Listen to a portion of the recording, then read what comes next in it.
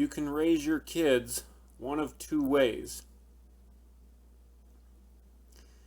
You can either raise them on the tree of the knowledge of good and evil, wherein they must constantly, their whole lives, decide what is right and what is wrong for themselves and attempt to do what they decide is right out of the infinite, vast well of knowledge that defines what is right and wrong in this existence, and then perform what they perceive to be right with only their own strength, ability, knowledge, and understanding.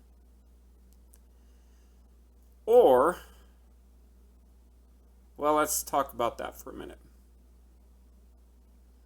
If you do this, you set them up for a lifetime of defending themselves and their positions against other people who are also finding their sustenance spiritually and soulishly on the tree of the knowledge of good and evil, which is a metaphor, since we get physical sustenance from trees.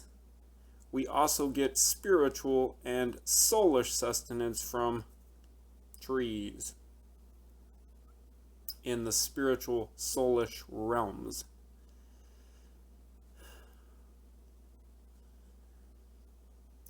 The alternative to this is raising your kids on the tree of life, which is God Himself and Christ and the Spirit of God.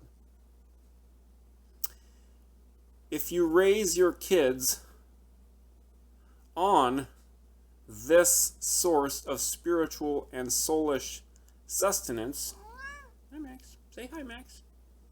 Everybody say hi to Max. Meow. If you raise your kids on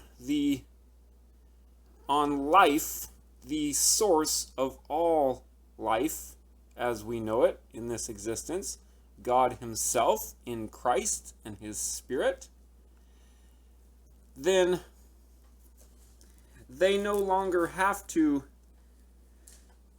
constantly decide what is right and what is wrong out of the infinite choices that we find on that tree, that source of soulish and spiritual sustenance called the knowledge of good and evil.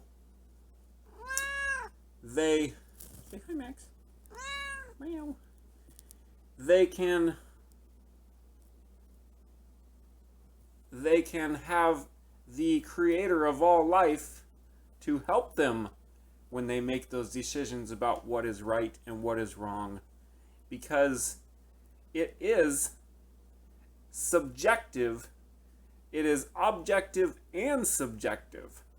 The objective ones are easy to figure out when you're on the knowledge of good and evil.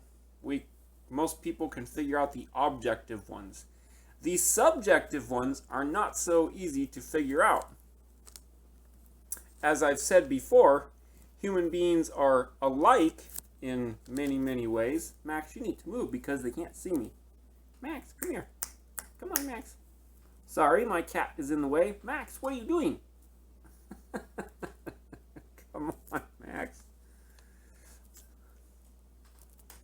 Human beings are alike in many, many ways, and human beings are also different, probably in an infinite number of ways. Thus, there are objective rights and wrongs for all human beings, but there are even more subjective rights and wrongs for all human beings, and those are only determined on a individual level between you and the source of all life itself, God Himself. So raising your kids on the spiritual and soulish sustenance life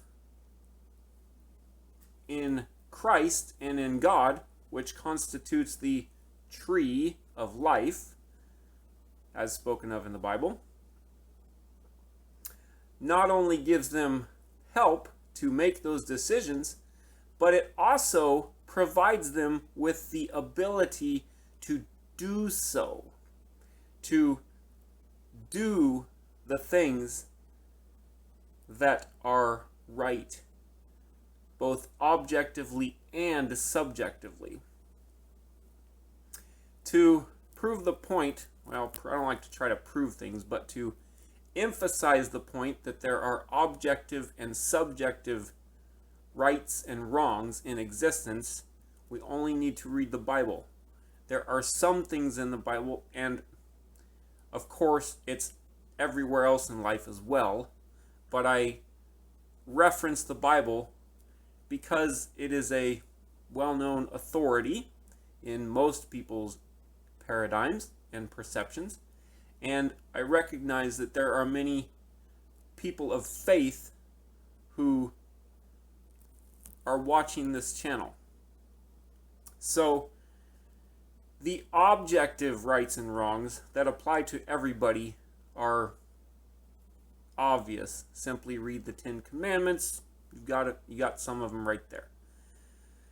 The subjective ones are talked about a lot by the Apostle Paul in 1 Corinthians, I think it's 7, 8, 9, and then he goes over it again in Romans.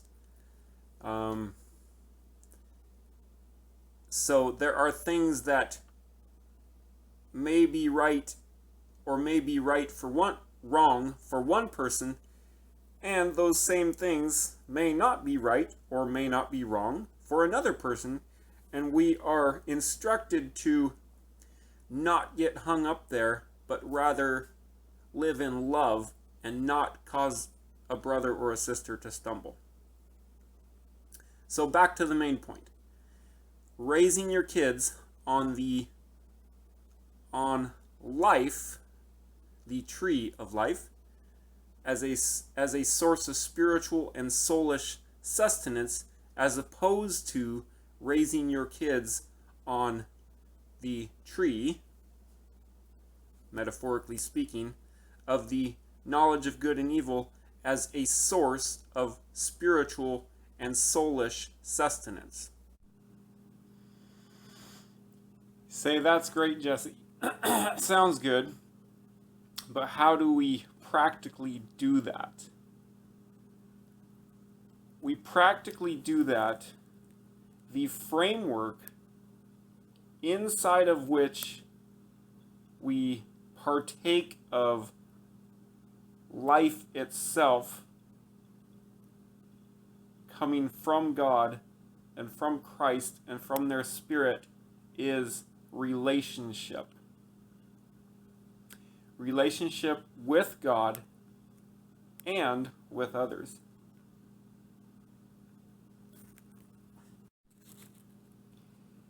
Inside of relationship with God, with Christ, with their Spirit, is love. And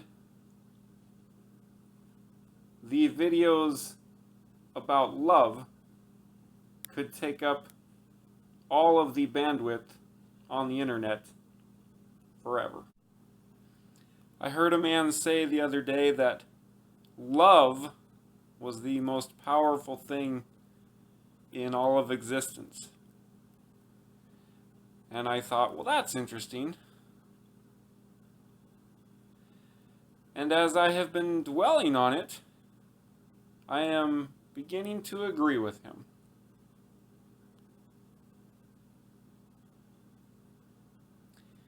The reasons for raising your kids in the tree of life are infinite. And again, the framework inside of which we partake of the life of God and of Christ and of the Spirit of God, is and will always be relationship with God and with others. Say bye, Max. Say bye, Max. Max. Little Max. Say bye, Max.